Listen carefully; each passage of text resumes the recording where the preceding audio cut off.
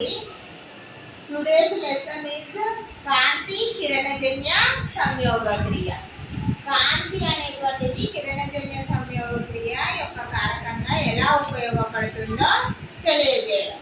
కాంతి సూర్యుడి నుండి వచ్చినటువంటి కాంతి రసాయనిక శక్తిగా మారుతుంది.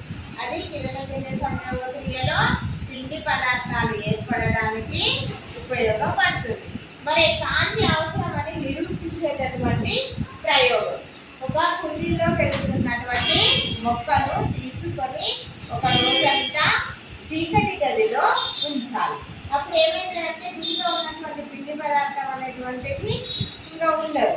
తర్వాత దాన్ని వెలుగులోనికి తీసుకొని వచ్చి ఆ మొక్కను సూర్యరశ్మి దగ్గర ఒక 2-3 గంటలు ఉంచే ముందు ఒక పత్రానికి నల్ల కాగితంలో ఒక క్లిప్పు సహాయంతో దాన్ని చేయాలి. క్లిప్పు సహాయంతో నల్ల కాగితంతో కవర్ చేయాలి. బ్లాక్ పేపర్తో కవర్ చేసి ఎండలో ఉంచాలి. అట్లా 3-4 అవర్స్ 3-4 గంటలు ఉంచిన తర్వాత మళ్ళీ ఆకును మొక్క నుండి వేరు చేయాలి. వేరు చేసి ఒక బీకర్లో మిథిలేటెడ్ స్పిరిట్ని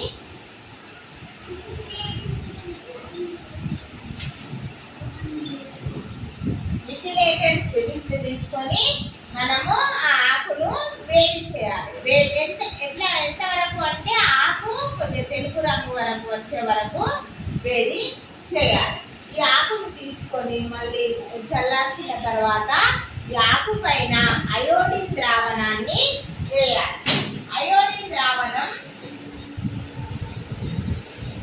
వేయాలి. అయోడిన్ ద్రావణం వేసినప్పుడు ఎక్కడైతే పిండి పదార్థం ఉంటుందో అది నీలి నలుపు రంగులోనికి మారుతుంది. అంటే కాంతి సోకినటువంటి భాగం ఇక్కడ కవర్ చేసినాం కదా, ఇక్కడ మాత్రం పిండి పదార్థం అనేటువంటిది ఏర్పడదు. దీన్ని బట్టి కిరణజన్య సంయోగ క్రియకు కాంతి అవసరమని మనకు తెలియచున్నది. కిరణజన్య సంయోగ క్రియలో ఆక్సిజన్ వెలువడుతుందని నిరూపించడం. కిరణజన్య సంయోగ క్రియలో కాంతి చర్య యందు OH- అయాన్లు అనేటువంటి ఒకదానితో ఒకటి చర్య జరిపినప్పుడు ఆక్సిజన్ అనేటువంటిది విడుదలవుతుంది. అది ఎలా జరుగుతుందో విడుదలవుతుందని నిరూపించే ప్రయోగం. ఫస్ట్ నీటిలో మునిగి పెరిగేటటువంటి మొక్కలైనటువంటి హైడ్రిల్లా మొక్కలు కానీ లేకపోతే కారా మొక్కలు కానీ తీసుకొని గరాటులోని లోపల ఆ మొక్కను ఉంచాలి. ఉంచిన తర్వాత ఒక పరీక్ష నాళికను తీసుకొని ఏ విధమైనటువంటి వాయువు చొరబడకుండా దాన్ని జాగ్రత్తగా ఉంచి దాన్ని ఈ గరాటు పైన బోర్లించాలి. బీకరులో ఉంచాలి. పరిగరాటు ఉంచినప్పుడు దీన్ని ఎండలో ఉంచాలి. అక్కడ కిరణజన్య సంయోగ క్రియ అనేటువంటి జరిగి నీటిలో వాయువుల రూపంలో రంగులేని వాయువు బుడగలు అనేటువంటివి వస్తాయి. అప్పుడు ఈ పరీక్ష నాళికను తీసి జాగ్రత్తగా తీసి మండుతున్నటువంటి ఒక అగ్గి పుల్లను ఉంచినట్లయితే అది ప్రకాశవంతంగా మండుతుంది. దీన్ని బట్టి ఆక్సిజన్ వెలువడుతుందని నిరూపించడం జరుగుతుంది.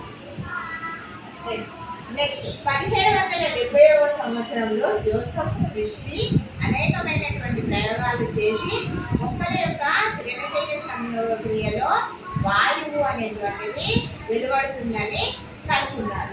ఆ వాయువు 1774 సంవత్సరంలో ఆక్సిజన్ అనేటువంటి వాయువును కనుగొన్నారు. 1775 సంవత్సరంలో లెవోయిజర్ అనేటువంటి శాస్త్రవేత్త ఆ వాయువుకు ఆక్సిజన్ అనేటువంటి పేరును పెట్టినాడు. ఆక్సిజన్ గురించి ఆయన జరిపినటువంటి ప్రయోగాలు. ఒక గంట జాడీని తీసుకొని దానిలో ఒక ఎలుకను ఉంచినారు. అది వాయువు లేకుండా గంట జాడీలో ఎలాంటి వాయువు లేకుండా చేసి ఎలుకను ఉంచినప్పుడు ఆ ఎలుక చనిపోవడం అనేటువంటిది జరిగింది. అదేవిధంగా మండుతున్నటువంటి కొబ్బరిని ఉంచినప్పుడు ఆ కొబ్బరి కూడా ఆరిపోవడం అనేటువంటిది గమనించింది. మళ్ళీ నెక్స్ట్ ఏం చేసిందంటే ఆ గంట జాడీలో ఒక పుదీనా మొక్కను ఉంచిండు. అప్పుడు కొవ్వొత్తి వెలగడం, ఎలుక బ్రతికే ఉండడం జరిగింది. అంటే జీవులు బ్రతకడానికి, వస్తువులు మండడానికి ఒక వాయువు ఉపయోగపడుతుందని, అదే ఆక్సిజన్ వాయువు అని చెప్పినారు. అయితే మొక్కల యందు వాయువుల వినిమయం అనేటువంటిది జరుగుతుందని గుర్తించినాడు. మొక్కలు కార్బన్ డైఆక్సైడ్ వినియోగించుకొని ఆక్సిజన్ను బయటకి విడుదల చేస్తాయి. ఈ వాయువుల వినిమయం అనేటువంటిది పత్రరంధ్రాలలోనూ మరియు స్పంజి కణజాలంలోనూ ఎక్కువగా జరుగుతుందని ఆయన వివరించడం జరిగింది. Thank you for watching my video. నా ఛానల్ని సబ్స్క్రైబ్ చేయండి, నా వీడియోని లైక్ చేయండి.